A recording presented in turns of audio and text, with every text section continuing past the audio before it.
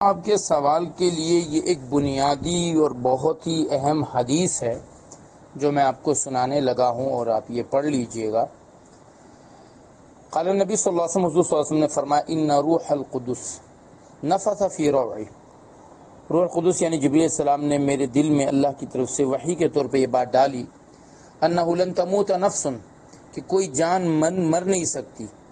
حتی تستکمل رزقہا، جب تک کہ وہ اپنے رزق کو دنیا میں مکمل نہ کر لے، وہ اجلہا، اور اپنی جو اس نے زندگی ہو وہ مکمل نہ کر لے۔ فاجملوا فی الطلب، تو تم رزق کے طلب میں اچھی طرح سے رہو، یعنی کہ حلال انداز، حلال طریقہ، نہ گھٹیا انداز اپناؤ، نہ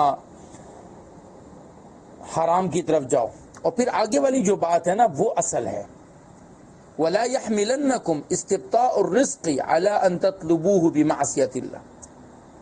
رزق کا رک جانا یا آہستہ آنا یا تھوڑا تھوڑا کر کے آنا یا کبھی اس کے راستے میں رکاوٹ کا آنا تمہیں اس بات پر مجبور یا آمادہ نہ کرے کہ تم رزق کو اللہ کی نافرمانی میں تلاش کر لو، حرام کے ذریعے سے، حرام طریقے سے۔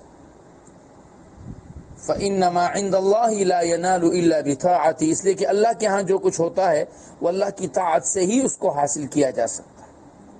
تو رزق تو جو لکھا گیا ہے وہ تو وہی ملے گا، آپ ایسے تلاش کریں یا ایسے تلاش کریں۔ بس یہ ہوتا ہے کہ کبھی کبھی رزق کی میں رکاوٹ ہوتی ہے تو ہم اللہ کی معصیت اور نافرمانیوں میں جا کر اس کو تلاش کر لیتے ہیں۔ اگر ہم انتظار کریں، صبر کریں تو وہی رزق حلال طریقے سے ہمیں ملے گا۔